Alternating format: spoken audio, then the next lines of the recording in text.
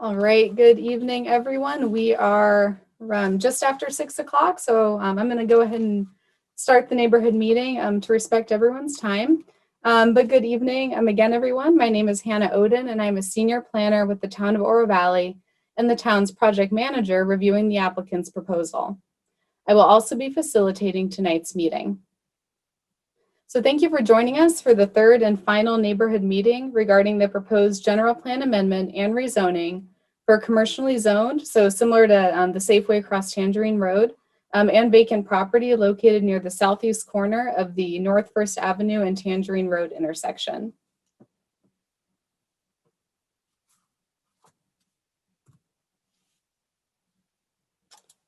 Let's make sure I can advance my slide here. There we go. All right, so the first two fully interactive Zoom neighborhood meetings for this project were held in May and August. So in May, we had hoped and anticipated holding this meeting in person if it was safe to do so. Unfortunately, due to the ongoing COVID-19 pandemic and social distancing requirements, the decision was made to also hold this meeting via Zoom to protect the safety and health of town residents. At this point, you may be familiar with the online interactive Zoom meetings, but I will provide more information about how Zoom works and how to participate shortly. Now, if you have any trouble with Zoom tonight, you can call Jessica Hind, the town's Constituent Services Coordinator, at any time during the meeting at 229-4711 to request further assistance with Zoom. Her contact information is also shown on this slide. So our number one goal tonight is to hear from you while ensuring a fair, efficient, and productive meeting. You've heard a lot from the applicant regarding their proposal and from the town regarding the process. So tonight is another opportunity for you to directly share your concerns and ask questions. We're going to do our best to get through as many questions and comments as we can tonight. Now, everyone's microphone, other than myself, will be muted throughout the meeting tonight, unless it's your turn to speak. And this is to ensure a smooth and efficient meeting as possible.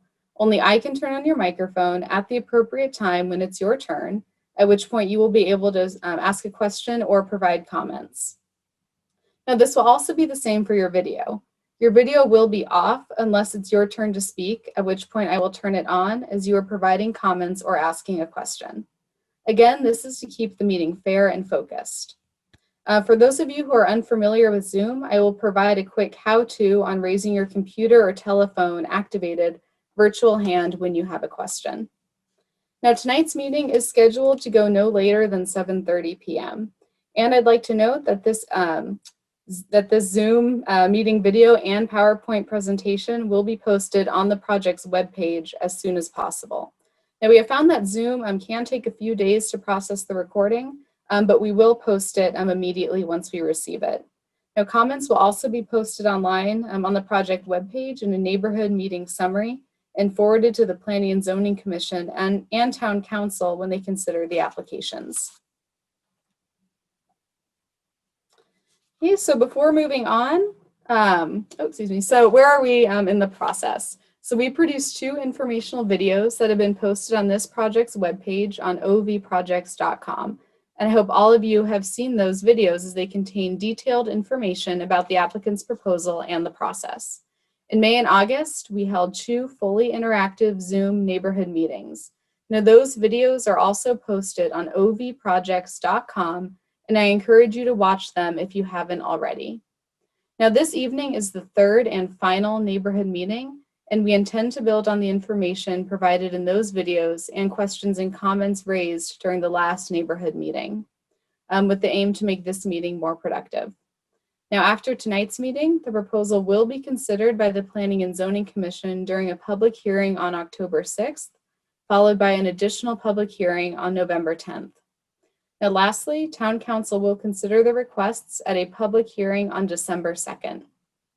And per state law, Town Council must consider a general plan amendment in the same calendar year that it is submitted. So the hearing scheduled in December will satisfy this state mandated requirement. Now, for all public hearings, yellow card notices will be sent out in advance of the meeting. So please be on the lookout for those. Now, again, if you have not received a postcard for this project in the recent past and would like to, please email ask@orovalleyaz.gov to be sure you get one for the upcoming public hearings mailing list. Yellow signs with meeting information will also be posted on the subject property. Hey, now before moving on, I do want to spend a moment to briefly remind participants what is currently permitted on the subject parcel and what the applicant is proposing. So the property is currently zoned C1 for commercial uses, which includes uses such as offices, retail, grocery stores, and restaurants, just to name a few. The permitted building height is 25 feet. Now, this property was rezoned in 2015, and the approved tentative development plan is shown on this slide. So currently, the parcel could develop for commercial uses in accordance with the approved tentative development plan.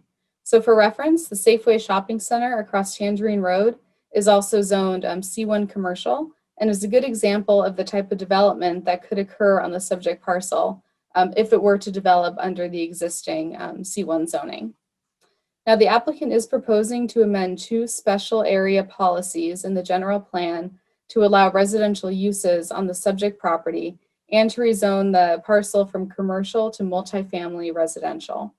Now, multifamily residential zoning would include uses such as apartments, senior care, townhomes, and even single-family residential homes. The applicant will be providing more information about their proposal during their presentation. Okay, so now that I provided information on the subject parcel and the applicant's request, I'll discuss the purpose and agenda for tonight's meeting. So the purpose of this meeting is to build upon the 2 informational videos and the 2 previous neighborhood meetings that have generated a number of questions and comments. And most importantly, provide you another opportunity to share your comments and have your questions answered directly. So the agenda for tonight's meeting is that first, the applicant's representative, Mr. Paul Oland, is going to provide a brief overview of the project. So since the last neighborhood meeting in August, the applicant has resubmitted a formal general plan amendment and rezoning application with the site analysis, which is posted online at ovprojects.com. They've also submitted an economic impact analysis for the project, which is also posted online. And next, after that, it will be your turn. So at this point, I'd also like to provide some information on what we have done with the questions and comments received to date and the plan for those moving forward. So first, your first round of questions and comments were used as the foundation for the second video posted back on April 30th. Again, if you haven't seen that video, please visit ovprojects.com to do so. These questions were also used as the basis for the first neighborhood meeting. And tonight we are using these questions as well as the questions and comments raised during the previous neighborhood meetings as the basis for the meeting tonight. From all the comments we received, staff does anticipate that there are at least 5 core topics that you will bring forward tonight. So these include additional development on the property, impact of adding traffic to First Avenue as well as access to Tangerine Road, compatibility with the surrounding neighbors, especially concerning views, density, and land use transitions, the economic impact of the proposal to the surrounding commercial areas, as well as the impact to surrounding residential property values. So questions and comments are certainly not limited to this list, but we do know that they have been frequently mentioned and look forward to the upcoming discussion. Specifically, questions regarding compatibility of the proposed development to the surrounding area, the economic impact of the proposal, and the impact of surrounding property values were brought up by participants during the last neighborhood meeting and are again shown on this list. So we've asked the applicant to be prepared to address these key issues accordingly and have invited key town staff representatives. So tonight is your chance to hear from the applicant about how these issues are being addressed. I do want to emphasize that your feedback is critical in helping shape an ultimate proposal that will be considered by Town Council. Public participation has shaped every general plan amendment and rezoning application in Oro Valley, and we expect this one will be no different. So it's important to stay engaged in the process. So following your questions and comments, I'll provide more information about the next steps, and then I'll conclude by reiterating upcoming opportunities for public participation. Okay, now I'd like to turn it over to the applicant, Mr. Paul Oland, for his presentation. Mr. Oland, please focus on why the proposal is being presented and how the core topics are being addressed. Okay, let me get your slide up here and make sure you're unmuted.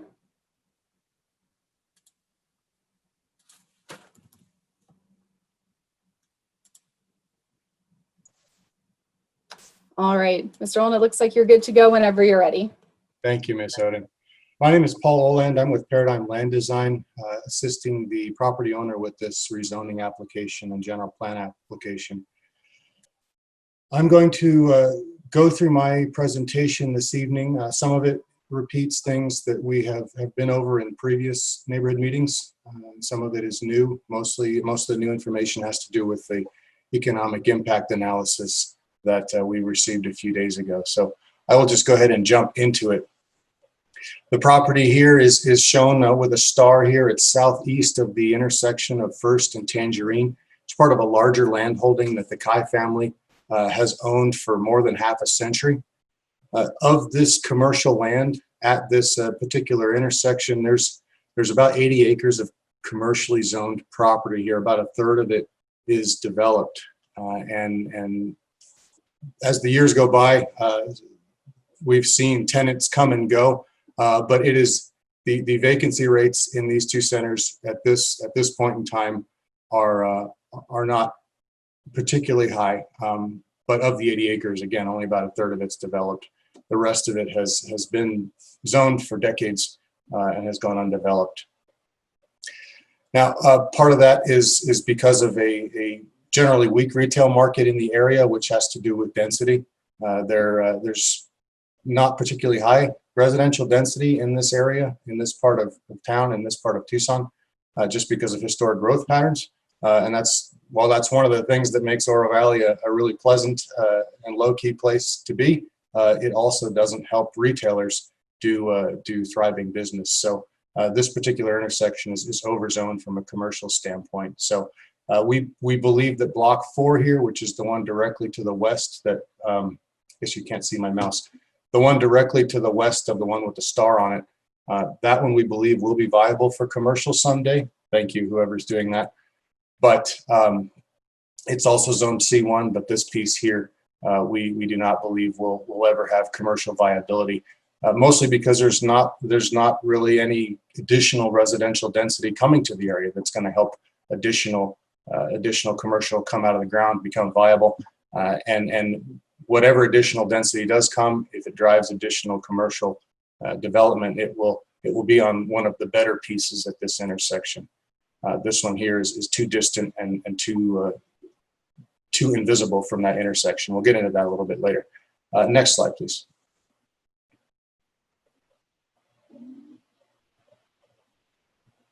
Thank you.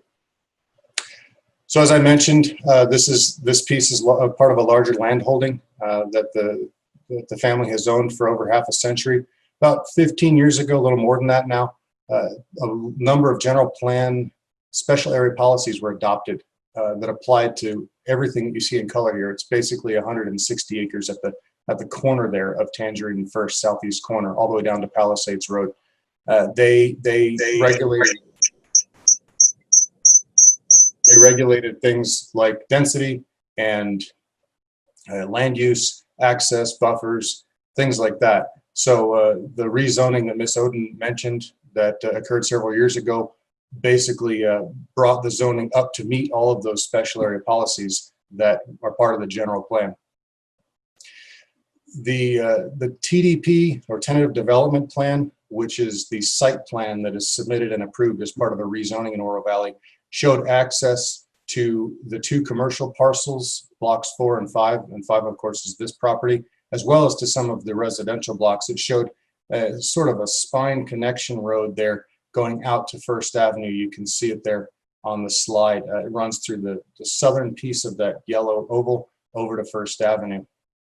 And we'll talk about how that access is changing for the better in another slide. But the existing zoning, as Ms. Oden mentioned, is C1, 25 feet building height. Allowable uses are the ones she listed, among other things.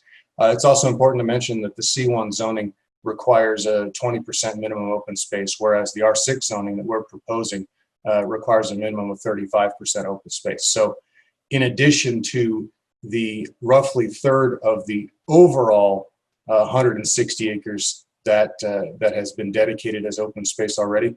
Our proposal will increase that amount by about 15% on the subject property. Next slide, please. Thank you. Just to underscore the point of the struggling commercial in Oro Valley, we've got these 3 shopping centers that over the last few years, thanks to Amazon, among other things, among the low density, but Amazon was really the thing that's caused these guys the most trouble, I think. You've got the Oro Valley Marketplace at Tangerine and Oracle. You've got the Bashas Shopping Center, or former Bashas Shopping Center, up there at Oracle and Rancho Vistosa Boulevard. And then you've got Rooney Ranch down there closer to First and Oracle. All of them have experienced a decline in tenancy and loss of anchor tenants, as well as a number of minor tenants. So this just underscores the problem here with the existing zoning and not being viable and not expected to become viable in the future. Remember, these 3 struggling shopping centers here, I know that the marketplace is undergoing a redesign there that should help a little bit, but there's lots of available storefront space and undeveloped pads in these locations as well. So never mind the 2/3 of the commercial zone property at this intersection that's not yet developed. Next slide, please.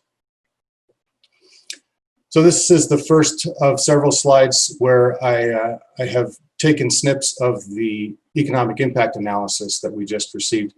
And what these slides show are Valbridge Property Advisors. They're a local firm that's done lots of work, public and private, to help public entities and private entities understand land use a little better, the viability of different land uses, obviously for long-range planning and also for investment purposes. So they are a trusted resource here, and so I'm going to go through their findings on several of these different land use categories. The first one is retail, since we're on that subject. So what they found here is that there's an above-average buying power in Oro Valley. That's relative to the rest of the Tucson market, the greater Tucson market. Obviously, there's high points, higher spots and lower spots, but within Tucson, Oro Valley does have a slightly higher than average purchasing power, which helps retailers. And as I mentioned before, the 2 nearby shopping centers are not struggling at this point in time with low occupancy rates. But again, all of that undeveloped land shows that there's no demand for additional commercial. The weaknesses that they've noted, I alluded to before, but they put it even more succinctly here. Obstructed off-corner site, in this case, is fatal to retail. So it just that alone makes this not a viable commercial property. But they've come to the same conclusion. There are better parcels nearby with better exposure. Their suggestion here, their opportunity that they've listed, is that a complementary use, which perhaps there's more demand for and balances the land uses out, such as the one we're proposing, will be a benefit to everyone around. And then they've just mentioned here, one of the threats is that there's insufficient population to support commercial use of a non-primary or secondary commercial site. So basically a commercial site that has several strikes against it for various reasons from a retail attractiveness standpoint like this is even further down the list when you don't have enough population around it to support it. Next slide, please. I included this slide here talking about research and development and industrial uses only because the town code was recently amended to allow some limited research and development, very light tech uses in the C1 zone. So that's in the existing zoning on site. There's now some limited R&D uses allowed. So the findings here again that Valbridge included here is that there's a good workforce nearby. There's low vacancy within the market generally. However, At this location, the attractiveness would be limited to office-related stuff, senior housing, senior care, things like that, because of its proximity to Oro Valley Hospital. There's been actually minimal growth within the tech sector in Oro Valley over the last 10 years, and further growth is difficult because of some of the logistical things, such as distances to major transportation arterials, I-10, the airport, railways, etc. Currently, Valbridge has found that there's no demand for this sort of R&D use on this property. That's their professional opinion. They've also noted, which I hadn't thought about before, was that the workforce in Oro Valley is aging. There's better sites nearby, of course. And that's just underscoring the fact that these limited uses, R&D uses in the C1 zone, don't add to the viability of the site under existing zoning. Next slide, please. Thank you. I mentioned briefly several slides ago that we would talk about access. The subject property is shown in pink. The dark red property is block 4, which is also zoned C1. That's the one that we believe someday will be commercially viable, especially if we are allowed to develop a higher density residential product on this property. That will certainly help that become more likely a reality. If you remember from one of the earlier slides, the rezoning TDP, the tentative development plan, which was the existing approved plan for this site, showed that spine road connection going along and connecting to First Avenue, which basically would have had the impact of having this site, all of block 4, and about 2 phases of the residential to the south, all accessing off of that spine road, which would have had a significant impact at that intersection with First Avenue. What we have proposed, the block plat for the overall site was approved several years ago after the rezoning, showing a reconfiguration of that spine road connecting up to Tangerine. What this does is it provides a great reliever where folks down in this development, block 4 eventually, this piece, and then the residential portions that are currently under development, will have an access up to Tangerine where they can make a right turn in off of Tangerine heading east, or a right turn out onto Tangerine heading east. We also have had a traffic engineer recently look at the site visibility surrounding the possibility of a left turn, a westbound left turn heading south onto this loop road off of Tangerine, which would also allow people who are on Tangerine heading west to access all of these sites a little more directly, rather than going up to First, making a left, and then making another left down into the site off of First. So this is certainly a better transportation circulation configuration than what was approved during the rezoning. And again, this alignment has already been approved as part of the residential plats. So this is the reconfiguration there. Next slide, please. We did nevertheless have the traffic engineer take a look at the traffic impact of what we're proposing when we originally did the rezoning, and then when we did the reconfiguration of that loop road.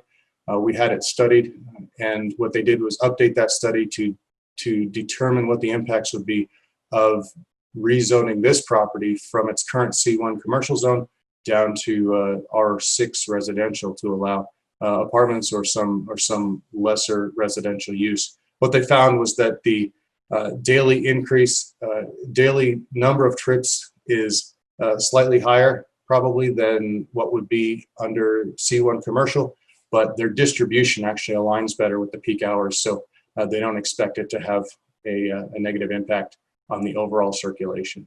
Next slide, please.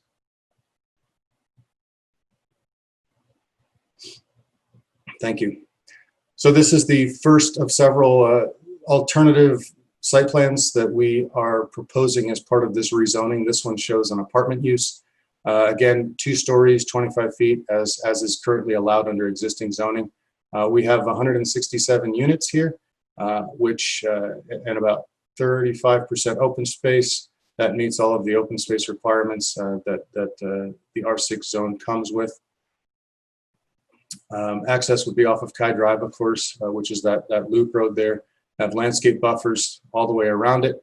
I also want to point out the trail system in the area comes up through the overall 160 acre square piece that we looked at very early on, and connects as part of a more regional system between Big Wash and the Cañada del Oro Wash. What we are proposing is to provide connection to that trail at our northeast corner, where there's actually a piece of Oro Valley property that has a trail in it that loops over to those wash trails. And then we will be providing a trail connection from that northeast corner over to Kai Drive, either within that northern buffer yard area or to the north of it. Pima County owns that property. We'll be pursuing an easement, a trail easement through that property. But one way or the other, there will be a trail connection finishing the pedestrian trail connectivity between Kai Drive and, by extension, First and Tangerine over to those Big Wash trails. Next slide, please. So going back to the economic impact analysis, their take on multifamily uses are that this is a good use for this site. There's a limited supply of apartment land. My next slide will get into that a little bit more. The average purchasing power of a typical renter in Oro Valley, more than half of them make over $50,000 a year. So again, regionally, these are higher spenders than regionally than the average apartment dweller. They noted also that an apartment land use would attract underrepresented age cohorts. So in other words, younger families, younger professionals who are looking to move into the Oro Valley area, hopefully because of work, but also because of the other amenities in Oro Valley. But they will benefit local businesses, generate sales tax, and these are also the same demographic in terms of workers typically that research and development, tech firms, the kind of firms that Oro Valley is trying to bring into Innovation Park. They are going to be attracted more so if they have opportunities like nice apartments and rental units that they can move into. They noted some concern about a deep recession could possibly harm employment and create a limited increase in vacancy, but that it would just be for a certain duration, not a big impact. And I have a summary slide from Valbridge towards the end of this that really brings it all together. So next slide, please. Thank you. So one question that has come up on several occasions has to do with the actual demand for multifamily. This is a chart here that shows the decreasing vacancy rates of Class A apartments. That's the top of the range of apartments in terms of rent. And you can see that among these local Class A apartments, the vacancy rate is near 5%, well under 10, and it's been steadily decreasing since 2016. Little holding near that for the last 2-3 years. So there's definitely demand because this level of vacancy is considered sort of normal turnover as people come and go. So there's definitely demand. Another question came up having to do with the impact on nearby property values. So I looked at the neighborhood over in La Reserve. You can see in the bottom right-hand corner of this slide that series of brown roofed buildings in the center is the Mark Taylor apartments that were built over there by First and Oracle within the last few years. And I clicked on a number of the homes there, which are all shown in black because they have values on them. This is from Zillow. But the graph to the left of the aerial is representative of most of the homes in there, certainly all the ones that I clicked on, where you can see from 2012 to 2020, it's been a steady increase, a couple of dips there in 2015, 2016, which did not correlate with the construction of those apartments. And since then, it's just continued to increase. So there's no negative impact on property values when a Class A apartment building gets built nearby.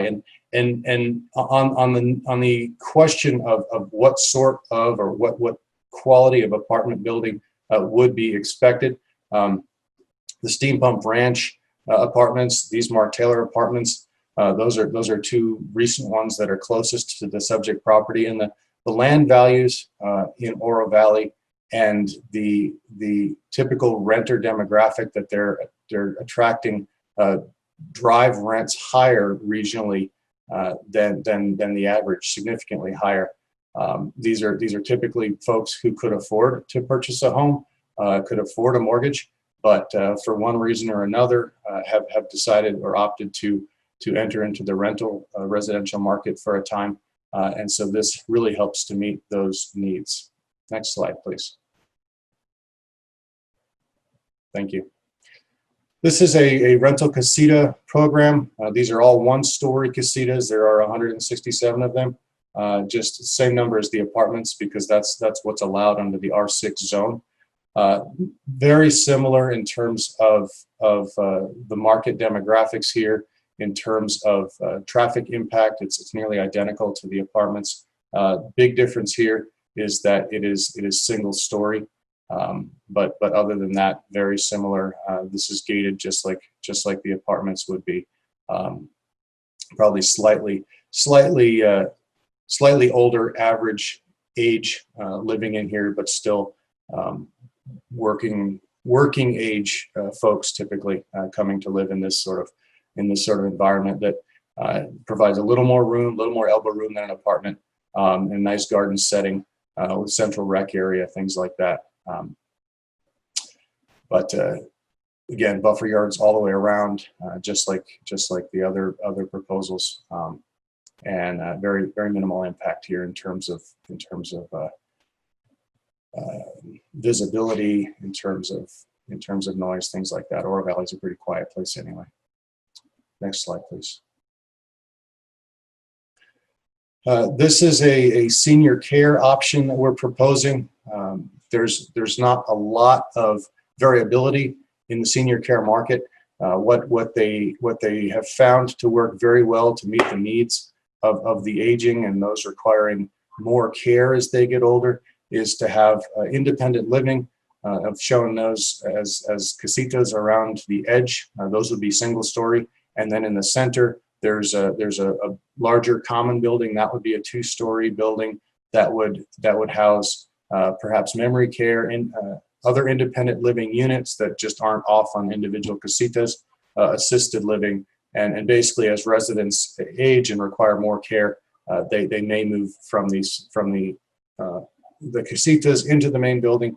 But bottom line here is that there are many residents in Oro Valley who have parents who are needing services, increasing care services, and we already have lots of people living in Oro Valley who have their parents in some of these facilities around Oro Valley as well. That ensures that they get the care they need and they're also close to their family. Some folks also, when there's a husband and wife and one of them is needing more care than the other, they choose to move into a resort setting like this so that they can have a lot of the amenities, and then each individual can have the level of care that they need, and of course can be adjusted as they age. So very quiet neighbor, very low traffic impact in terms of the different options. This one probably has the least impact in terms of traffic, in terms of other impacts, although it's very minimal. This one also has the least economic impact, unfortunately. So if you go to the next slide, we can talk about that. Thank you. So there is an increasing population. We expect that with the number of people aging into retirement every day, that is expected to continue for the next 10 to 12 years. So this is going to be a market segment that continues to grow for the time being. There's also nearby hospital, nearby medical services, which makes this an attractive property for this use. As I mentioned, residents typically do not go out and spend a lot of money at local businesses. So there are fewer economic benefits to the town for this sort of user, although it is fulfilling. It's helping to fill a demonstrated need in the residential market, senior care market. Next slide, please. This is another alternative we're proposing. This is more of a townhome proposal of fewer units. This would be 107 units on this one. Gated access to Kai Drive. This would be 2 stories as well. Landscape buffers all around. The trail connection that I mentioned earlier would apply to every single one of these options, and residents within these different development scenarios would all have good pedestrian access throughout the development and then out onto Kai Drive, where there will be sidewalks connecting over to First Avenue, where they can, if they wish, walk or ride a bike elsewhere on the Greater Oro Valley Trail system. So this one here, again, fewer units than an apartment, more units than a single family residence. Next slide, please. This is the last option that we're proposing. It is obviously just a single family subdivision. This would be very much like the first 3 phases of the villages at Silverhawk that has been developed around it on the pieces to the south there over the last few years. Phase 3, which is to the south and to the east of this project, is currently under development, and this would be, like I said, basically a phase 4 to that, similar in terms of lot size, gated just as the other ones would be. Again, trail access, landscape buffer yards, central rec area. This would fit into that existing development scheme very well. In terms of economic impact, obviously, this would be a notch below apartments, a notch below townhomes, because you'd have people with probably slightly higher average household incomes, but you have fewer of them. So the most economic impact for this site really would be on apartment development. This would also be a mix of 1- and 2-story homes. Oro Valley has restrictions on 2 stories. You can't have them on the end of blocks, and you can only have a couple of 2 stories in a row. So just like the other phases of the villages of Silverhawk, this one would be a mix of 1- and 2-story. Next slide, please. So the conclusions that Valbridge drew in their report, we've alluded to them, but basically they've summarized it in the table here that's shown. So apartments, the risk level is low because demand is high, and because the expected modeled economic impact is high in terms of sales tax spending, in terms of drawing in an age demographic that would help employers in the area, not only existing, but help attract new ones, because you have more of the sort of housing that many of their employers are looking for when looking for an employer to work at. Notch below that, you've got single family residential, which we just looked at. Again, risk level is low because demand is very high. It's not going to sit there vacant, but the community benefit isn't as high because there are fewer homes out there spending and generating retail sales tax dollars or providing additional employees to employers. Senior housing, the risk level is higher just because it's probably not as long a term a use, and it is more subject to different market strains. Community benefit, of course, is very low compared to the other ones. Commercial, which is the existing entitlement, 5, 6, and 7, commercial office and R&D. The risk level on all those, Valbridge found to be high in terms of appropriate zoning. C1 is high risk because the demand is just not there and they don't expect it to materialize. Next slide. Some of the development impacts that Ms. Oden alluded to earlier, I'll run through those. Visibility from Tangerine Road is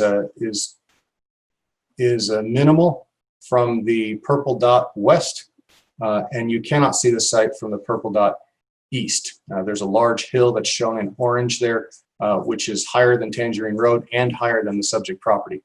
So you just can't see over the hill. So then the next slide will have a picture that was taken from Tangerine Road, please. There you go. You can't see over that hill. So in terms of the Tangerine Road Scenic Corridor Overlay District, this site certainly complies with that because there's no visibility impact. Next slide, please. Thank you.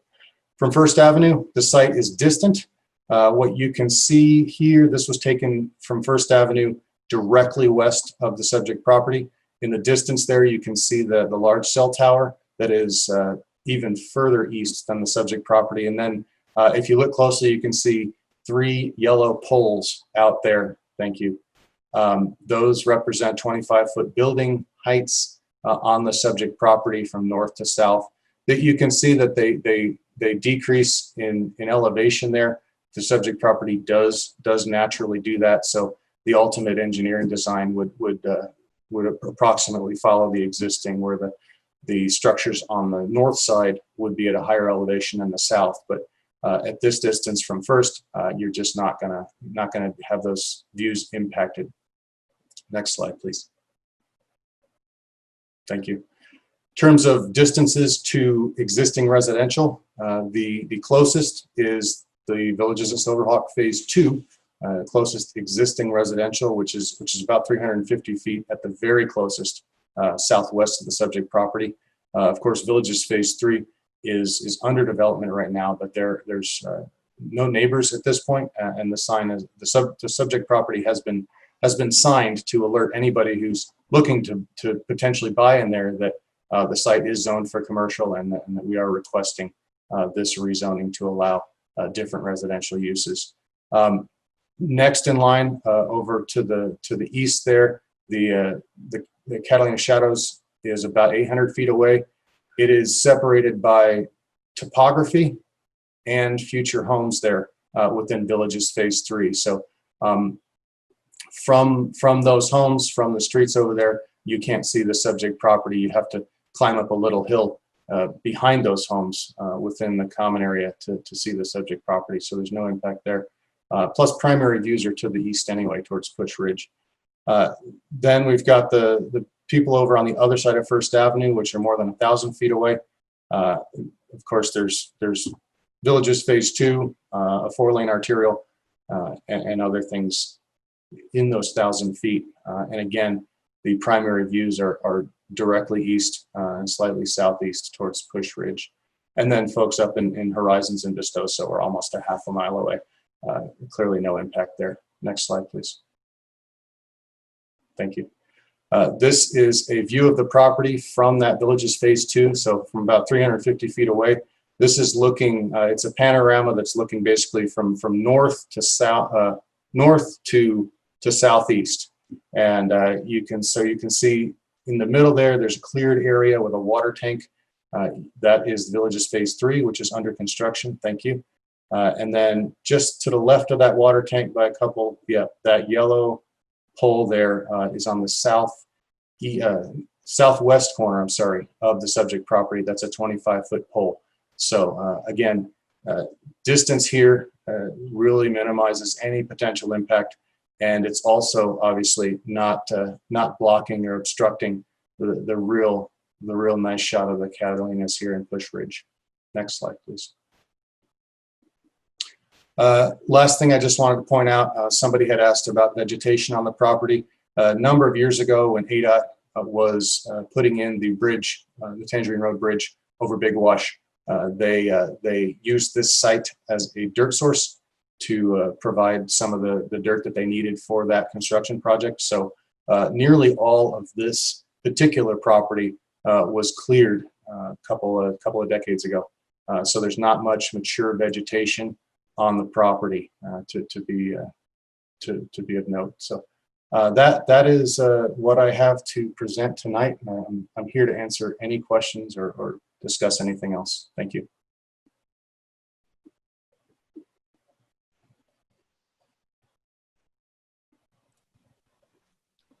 right. Thank you, Mr. Olin, for that presentation. Just give me a moment here.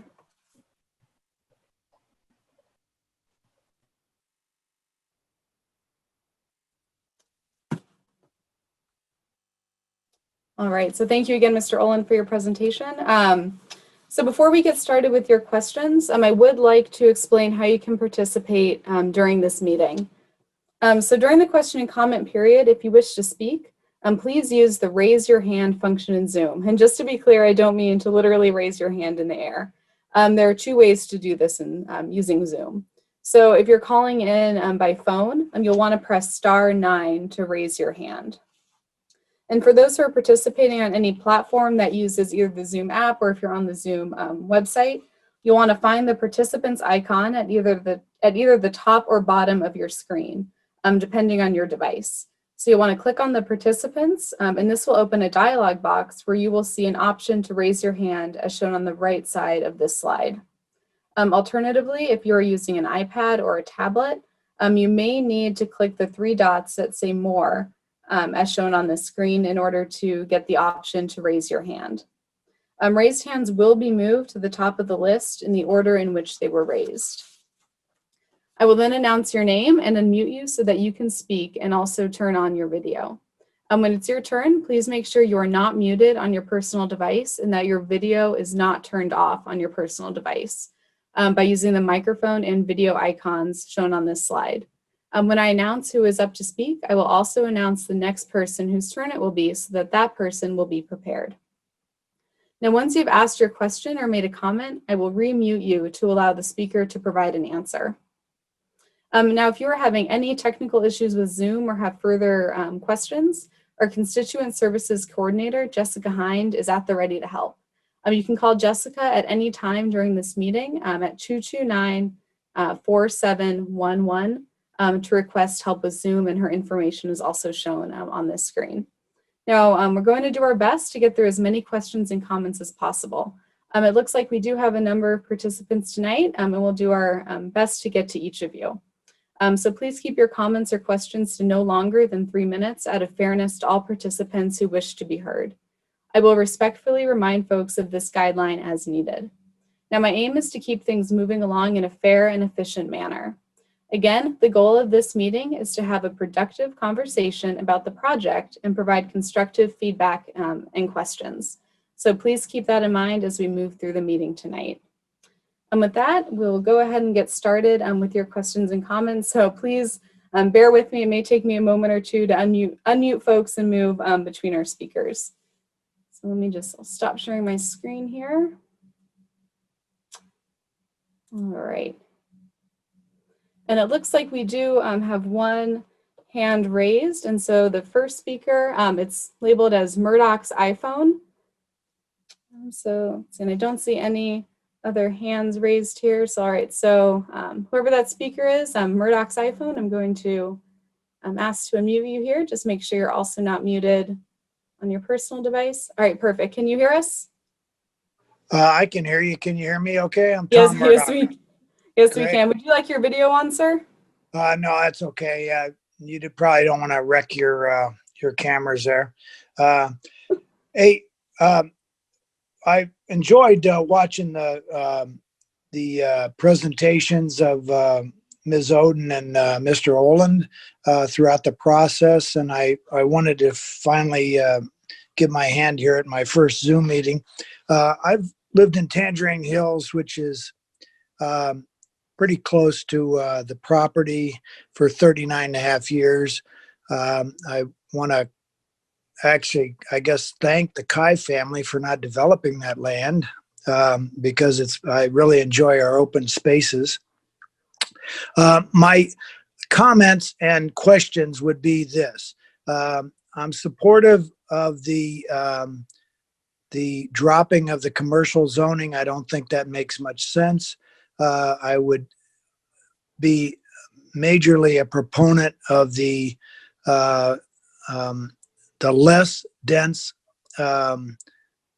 residential option, which I guess would be the homes like the whatever it is, the Silverhawk or whatever's over there. My questions are for Mr. Olin. Is there some financial gain that the Kai family or the owners have by trumping up the more populated apartments or nursing home places? And my second question is more for Ms. Oland, is Odin, and that is with the tax base being the same, I understand, how will the council decide? I mean, it sounds to me, all the comments I've heard have been kind of negative on, going with a big population development and stuff like that. So those are my two questions, and thanks so much for letting me participate. All right. Thank you very much, sir. I'm just going to go ahead and mute you. So yeah, I can start by answering, I guess, your second question, and then I'll turn it over to Mr. Oland. But we just received that economic impact analysis yesterday, so it's still under review by staff. So we'll take a deep dive in that, and that will be a key component of the staff recommendation. But ultimately, it will be up to town council, whether to approve the rezoning request. Staff will make a recommendation. It will be considered by Planning and Zoning Commission, and they'll make a recommendation to town council. But ultimately, will be up to the council to take all of that into consideration based on the economic impact analysis. So I hope that sufficiently answered one of your questions. And then I'm going to turn it over to Mr. Paul Oland here. Let me just so I can go ahead and unmute. Sure. Thank you, Ms. Newton. Sure. Yeah. So Mr. Oland, if you can go ahead and address the first part, which is in regards to financial gain for the denser proposals. Sure. Well, what we believe is that an apartment user or a rental casita user, one of those higher density residential development styles would be the most appropriate for this piece. It would be a good transitional use between Block 4, the commercial, and the lower density residential around it. We believe there's a strong market for that. The economic analysis seems to prove that, or at least support that in their expert opinion. That would be the best use for this property. Apartment land is worth more than single family residential land. That's just a units per acre calculation. So we're requesting several development scenarios just because as the last five or so years have shown us, nobody can predict what the future will hold in terms of demand. 10 years ago, senior care was a blip on the map, and now it's a strong demonstrated demand. Apartments, there were only a few of them in Oro Valley a few years ago, and there have been more built in the last few years. They've been shown to command high rents, low vacancy rates, and the town's major employers have said on more than one occasion that they need more housing like that. So that would be also a great use that we think there's demand for. All that aside, we know that a phase 4 of the villages at Silverhawk, basically single family homes similar to what have been built around there, we know that is a no-brainer from a demand standpoint. Meritage Homes, I'm sure, or one of their competitors, dare I say it, would, I'm sure, love to come in and build a subdivision there. But we believe that an apartment user or higher density residential user would be a better use for the site, and it would also increase the value of the site over a single family development scenario. I hope that answers the question. Let me know if it didn't.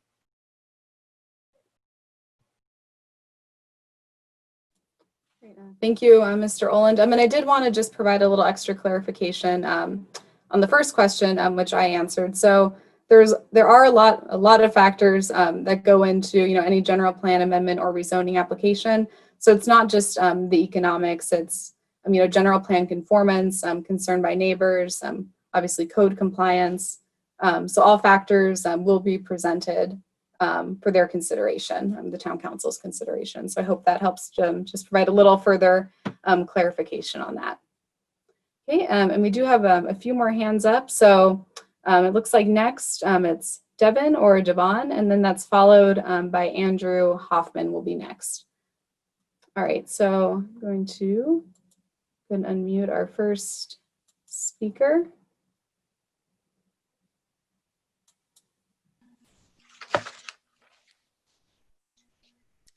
Good evening, everybody. My name is Devin Sloan. I live in Catalina Shadows and have for about 20 years. First of all, let me congratulate the Kai family on their foresight to purchase land over 50 years ago in beautiful Oro Valley before it even became Oro Valley. They certainly had a great crystal ball to anticipate what our community could become. However, it seems like so much of our general plan approved by the citizens of Oro Valley only about 5 years ago has become the Kai plan with all the changes they've been allowed to make to it, whether our citizens have agreed to it or not. They've been able to manipulate our town council to change their original plans from large lot residential to high density residential on many occasions. And now they're looking to change this particular parcel of land from large lot residential to neighborhood commercial, and now requesting to change to high density residential. With the two large Silverhawk projects going in on First Avenue on land they own, they certainly will have changed the landscape of that area. I'm wondering when our council will just say, stick to the plan. In the recent Parks and Recreation Needs and Assessment report that was presented to the Town Council in May, on most of the surveys taken by our citizens, the most desired amenity this town could provide is open space and trails. This current plan includes 2, period. When I took a tour of the model homes in the Kai's Silverhawk development, the sales manager told me there would be 7 trails throughout the development. I wonder what happened to those. Also, all of these plans include a recreation area. Really? Look at the amount of space provided for recreation. Barely enough for a swing set and a jungle gym. Only the apartments include a swimming pool for the residents. And after the summer that we've had, that would definitely be a very nice amenity to include. But that would take the space necessary to jam in another casita or cottage. If this space is kept as commercial, which I believe is what the current designation is, the town would receive tax revenues from the businesses. Once homes are built, there is no tax revenue, since Oro Valley does not have a property tax and never will, as was promised in our charter. In closing, may I suggest that during this confusing, scary, and uncertain time, we do nothing with the property. We have no idea what next week is going to bring, let alone what services we will need in the future. Why does this need to be decided today or even by the end of the year? I request that the town council push a pause button on this project and save it for a later date. The Kai family will no doubt survive, which is all we can hope for all of us right now. Thank you for letting me speak tonight.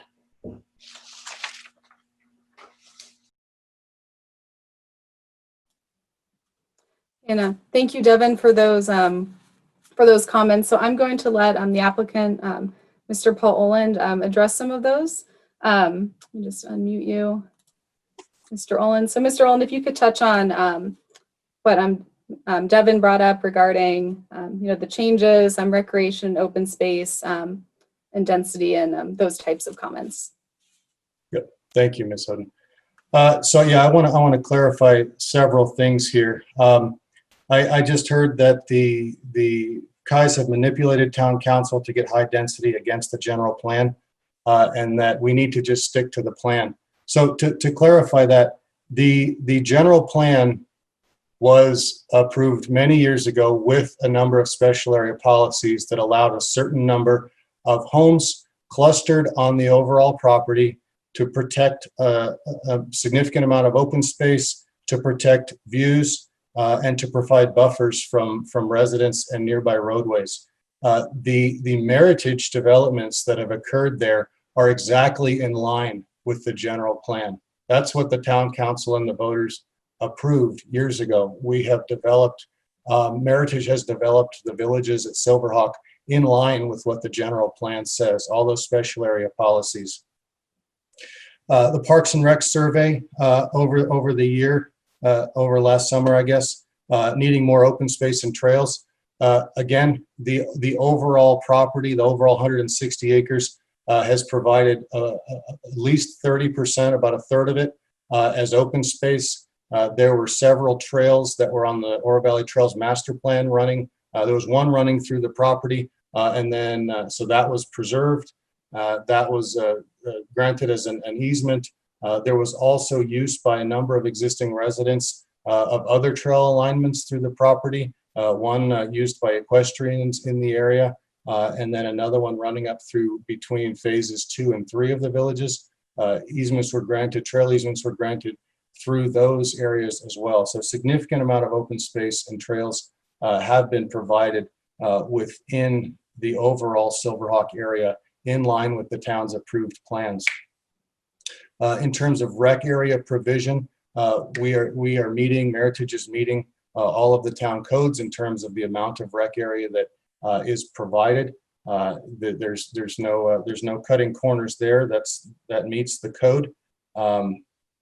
The assertion that if we leave it as commercial, it would generate sales tax is not true, because a vacant parcel will not generate sales tax, and we've demonstrated, and our economic development consultant has also shown that the existing commercial demand on this property is non-existent, and the expected future demand is also not there. There's nothing in the statistics that would suggest that this will become a viable commercial parcel. And I also just wanted to clarify between the Kai family and Meritage. Meritage Homes has built out the villages of Silverhawk. They also built the sanctuary at Silverhawk south of Palisades. Those are not Kai developments. Those are Meritage developments. So I guess to wrap it up, what has been developed there has been in accordance with the general plan, with the Trails Master Plan. We have stuck to the plan. That's what we've done. And this is the first deviation we're requesting, and that is actually to reduce the intensity of one of the parcels that the general plan years and years ago dictated should be commercial.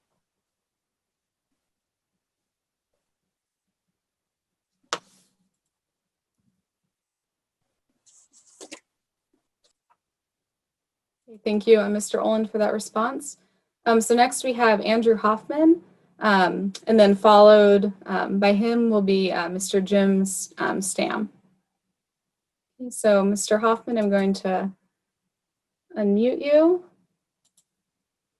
And if you can just, oh, there we go. And would you like your video on, sir?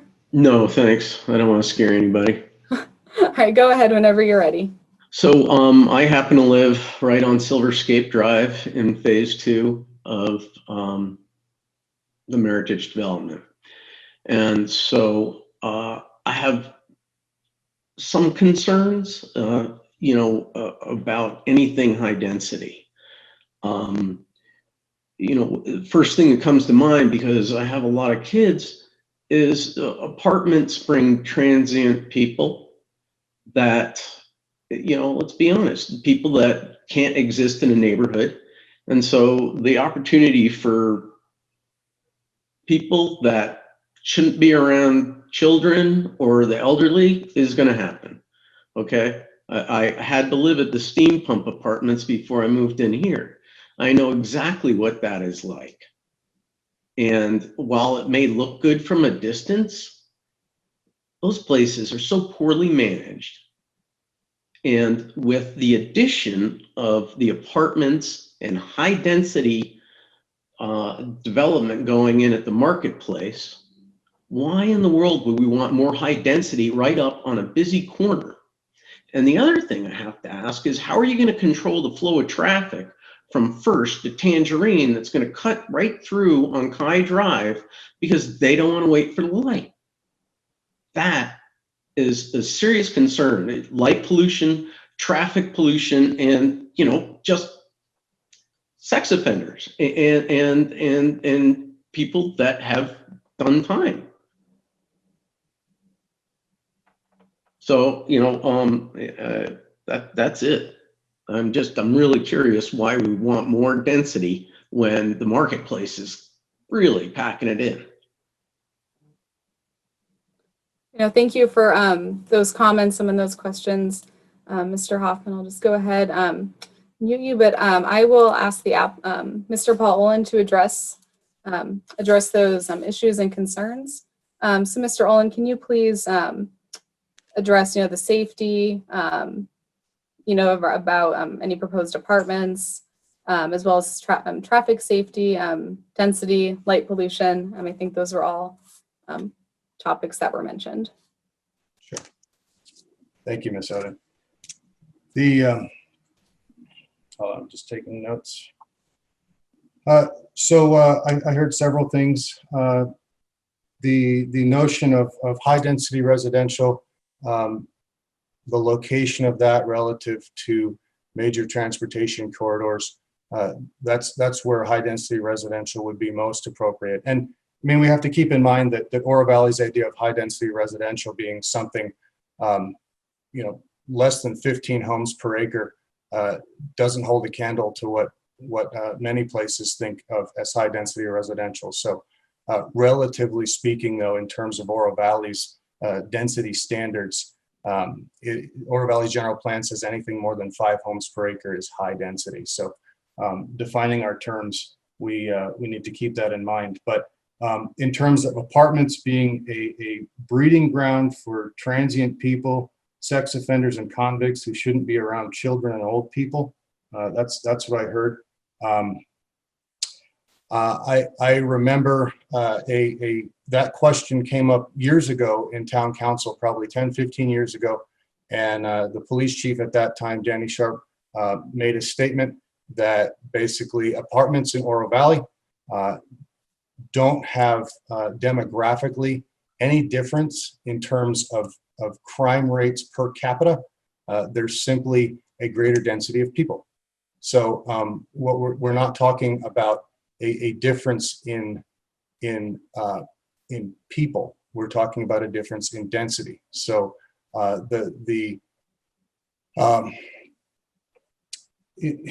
you know, I feel like I shouldn't even answer that question because it sounds very judgmental about the sorts of people who live in apartments. You know, Oro Valley's employers have said they need this type of use. Employers in Innovation Park have told the town for years that more higher density residential options would allow them to bring in more and better employees. So, you know, as with any housing development, you are going to get a mix of people, but the statistics and demographics in Oro Valley don't seem to support that there'll be a breeding ground for crime. From a traffic standpoint, I mentioned we've had our traffic engineer prepare reports and studies over the years as the designs have progressed within the Silverhawk development to be reviewed by Oro Valley. And what they have found is that this loop drive between First and Tangerine does function better than a dead end that basically takes most of the traffic generated by this entire property, not just the commercial piece, this piece, and the villages, and dumps it out onto First. This is a better solution. And keeping in mind that the property is zoned for commercial, so compared to a commercial use, what the traffic report shows is that there's very little difference in terms of impact. Light pollution, this property, no matter how it develops, will have to meet Oro Valley's stringent dark skies requirements in terms of downcasting lighting, in terms of limiting the lumens of fixtures, in terms of protecting light trespass outside of the property. All of those things will need to be met regardless of how this property gets developed. Thank you.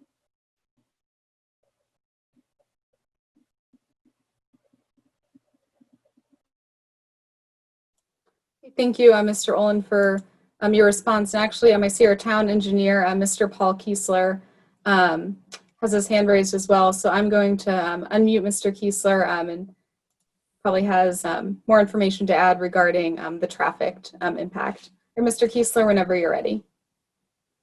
Thank you, Ms. Oden. Start my video here. You can go ahead and start my video. There we go. So with respect to the resident's comment, the town shares the same concern. I believe the comment was the passing through of traffic, using it as a bypass to get around the light at Tangerine First. We, of course, have the same concern.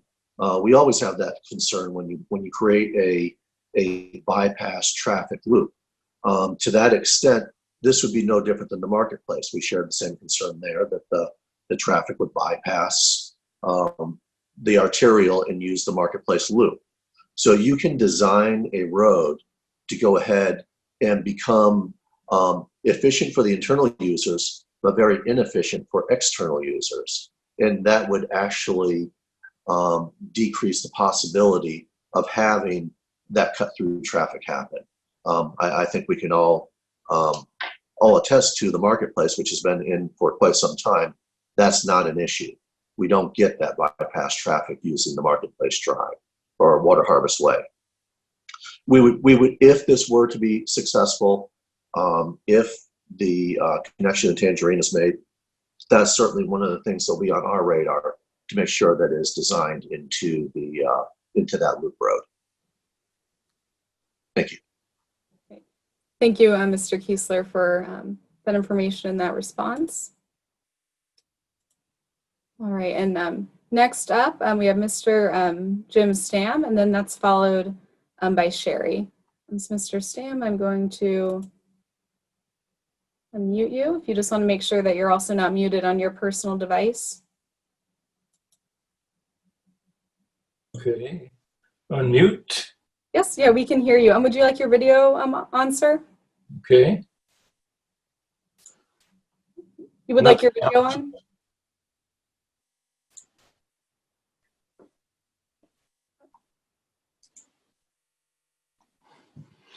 Unable to start video. Oh, let's see. Starting it right now. Start my video. Okay. There we go. All right, you're all set whenever you're ready. Yep. Okay, good. Am I on yet? Yes, you are. Yeah, we can hear Okay, it. thanks. You know, I don't have anything against the Kai family buying property a half a century ago and making a profit out of it. After all, that's the American way. But the amount of profit they make usually involves sacrifices from somebody else, usually the people that live in the property that's considered. Now, it's those of us who moved here because there were rules, and apparently these rules are getting changed in the middle of the game. That's not acceptable to me.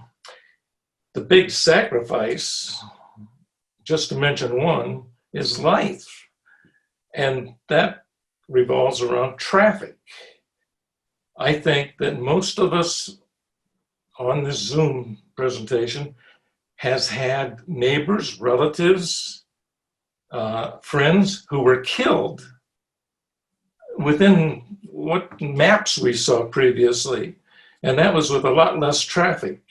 So I'm against anything that involves more traffic. And of course, if there has to be something there, then the least traffic is the best. And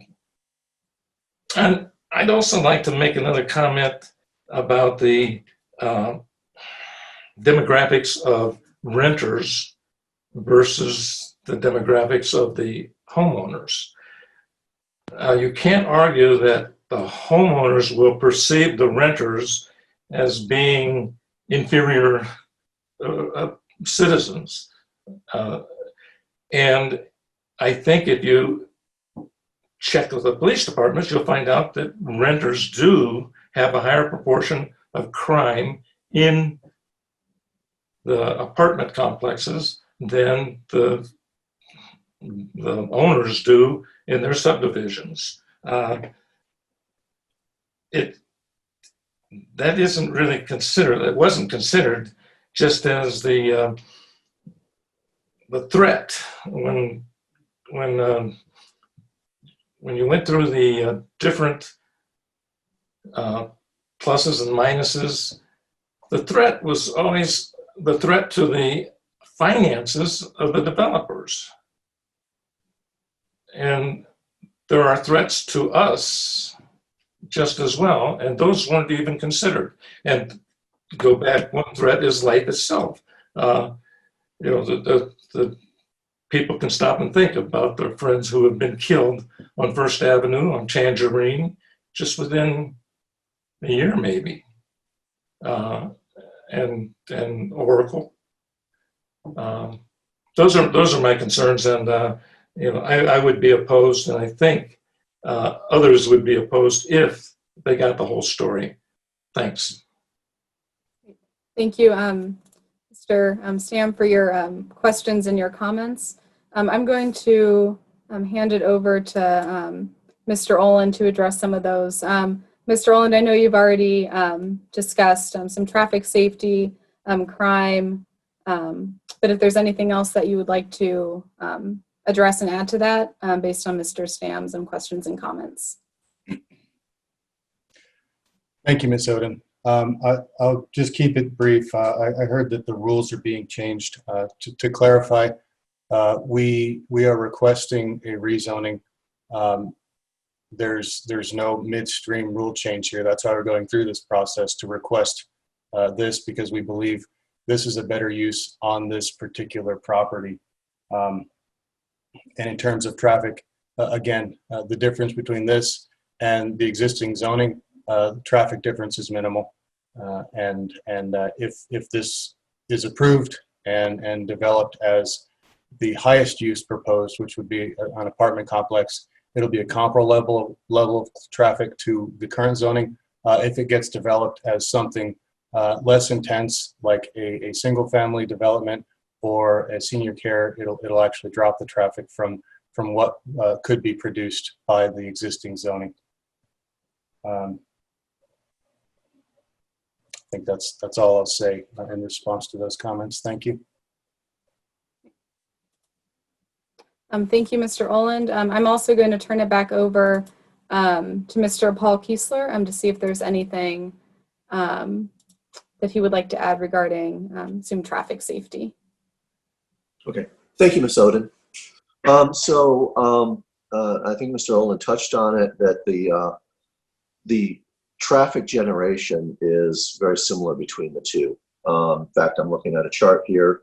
The applicant submitted an analysis of the difference between the existing commercial and the new, the highest generating traffic, which would be the apartment complex with the 167 units. The peak hour traffic is nearly identical. The difference between the two is really the phasing.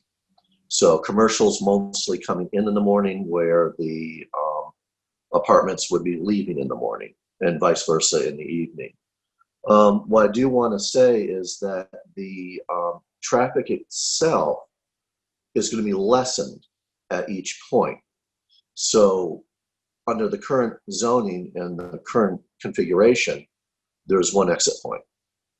With the new plan, there'll be 2 exit points. So that will better distribute the traffic throughout the road network, the adjacent road network, which does decrease the chance, because intersections are, as far as traffic goes, the most dangerous of all the points on an arterial.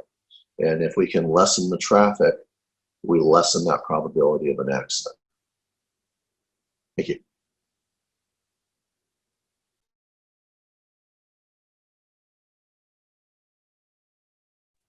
Make sure I unmute myself here. No, thank you, Mr. Kiesler, for those comments. Again, Mr. Kiesler is the town engineer with the town of Oro Valley.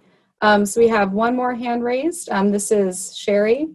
So Sherry, give me a moment here. I will unmute you.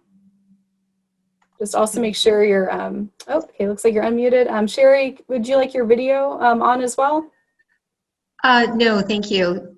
Okay, go ahead whenever you're ready. We can hear you. Oh, okay, thanks very much. The first thing I wanted to do was thank Mr. Oland for such an informative presentation. I thought it was very good and detailed.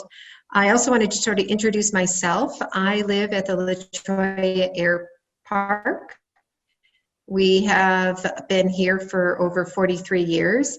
As Mr. Olin and others have commented, we at the La Jolla Air Park like open space. We have fly quiet procedures, so we were existing homes and neighbors. And I think what's real important here that I would like to ask about in regards to open space is the consideration of the possible improvements at the village of the Oro Valley Sherry? Marketplace. Sherry, I I'm know sorry. that I'm gonna cut you off for just a moment. You're breaking up just a little bit. We didn't quite hear the last couple of sentences. Oh, I'm so sorry. Let me see if I can change my location to get a better connection. I'm so sorry. Oh, no problem. Is that a little better? Happens to everyone. Yeah, so far it's good. Oh, super. Okay. So I'm so sorry. I'll start over. Again, I wanted to thank Mr. Oland for such an informative presentation. I thought the details were very helpful and presented very well. So again, I live at the La Jolla Air Park, and we like open space, and we have fly quiet procedures in place so that our pilots do not turn and purposely go over in low flight, go over neighbors. So this evening there have been several comments in regards to open space and perhaps zoning. And I have a couple of questions in regards to that. I attended the very last in-person town hall meeting in regards to the village at Oro Valley Marketplace and the improvements that were suggested, which also included some fairly high density apartments. And at that particular town hall meeting, there was going to be a request to make a height adjustment and also to push the development a little closer to Tangerine. And they talked about trying to get a traffic impact study done. And again, I'm dating myself just a little bit because it was several months ago that I attended that meeting. But my question is, in regards to the potential apartments that might be planned for this rezoned section that we're talking about this evening, what modifications or perhaps reconsiderations might you make in regards to the proposal for improvements at the village of Oro Valley Marketplace?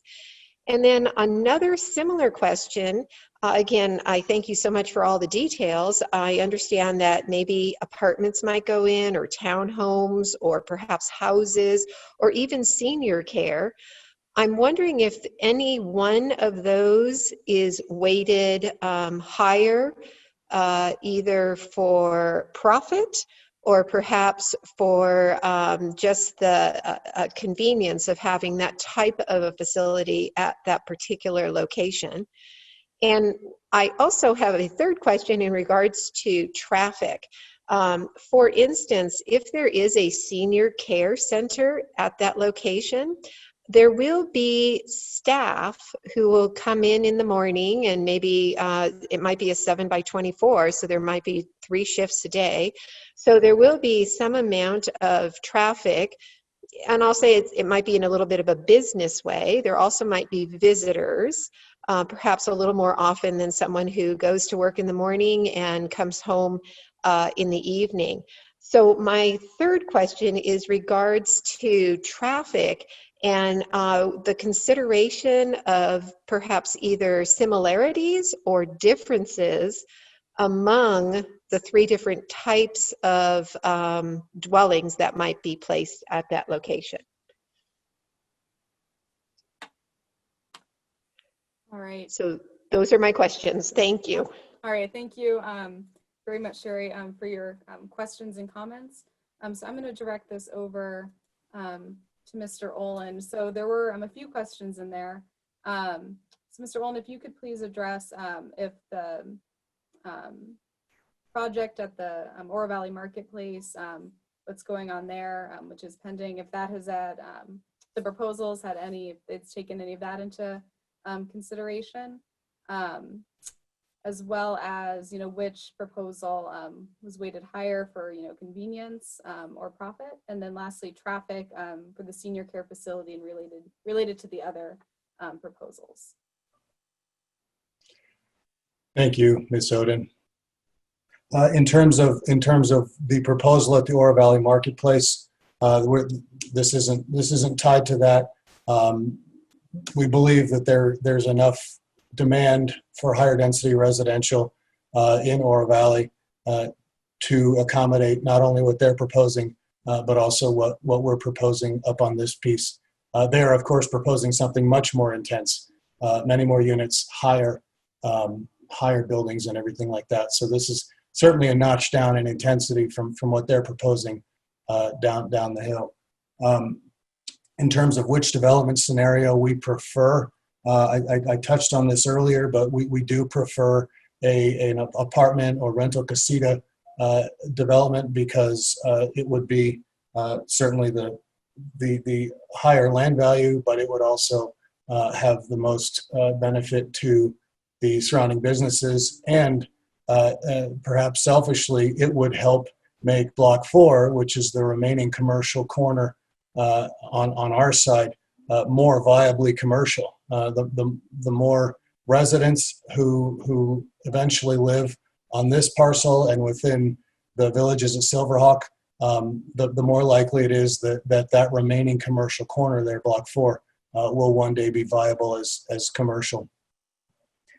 In terms of the traffic, I see Mr. Kiesler has his hand up, so he'll probably touch on this, but I would mention that traffic engineers universally agree that senior care is an extremely low traffic generator, and sadly that's probably because there really aren't that many visitors typically, and the number of employees are spread out over the day. So compared to a single family residential development or any kind of higher density residential or commercial, the senior care is going to generate a lot less traffic.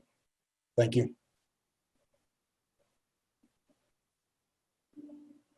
Thank you, Mr. Olin, for that response. So I do see our town engineer. Mr. Paul Kiesler. I'm going to turn it over to him one last time. We are getting very close to 7:30 here, so I'll turn it over to Mr. Kiesler, and then we'll wrap things up. All right, Mr. Kiesler, whenever you're ready. Okay, thank you, Ms. Oden. Yes, I think Mr. Olin hit the nail on the head. The traffic engineer for the consultant looked at the worst case scenario, which was the apartments. So if you wanted a hierarchy of the 3 different types of dwellings, the apartments will generate the most. The next would be the casitas or the, I don't know if they're townhomes or single family residence, but whatever that unit type would be the next. And then of course the lowest, which is, and I couldn't agree more, is very unfortunate for those in senior care, is it's an incredibly low traffic generator. There aren't very many employees, and they do come in shifts, but visitors are low, and some residents drive, but they also have generally have group transportation as well. So all in all, it's in fact it's one of the lowest traffic generators there is. Thank you. Thank you, Mr. Kiesler. Right. So with that, just give me one moment. I will get the presentation back up.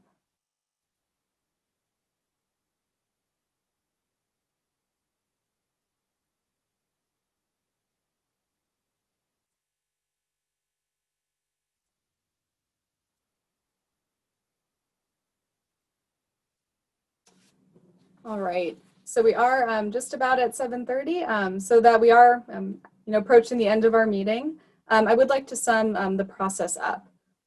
So there will be 2 Planning and Zoning Commission public hearings. The first will be next month on October 6th, and the second public hearing for Planning and Zoning Commission will be on November 10th. And then lastly, there will be a Town Council public hearing on December 2nd. And all meetings will be held via Zoom, and they are all opportunities to provide public input and participate. So again, the goal of this process has been and will continue to be to listen to everyone's questions and concerns. And lastly, please continue to forward all questions and comments to ask@orovalleyaz.gov and go to ovprojects.com to visit the project webpage where we will continue to add new information as it becomes available.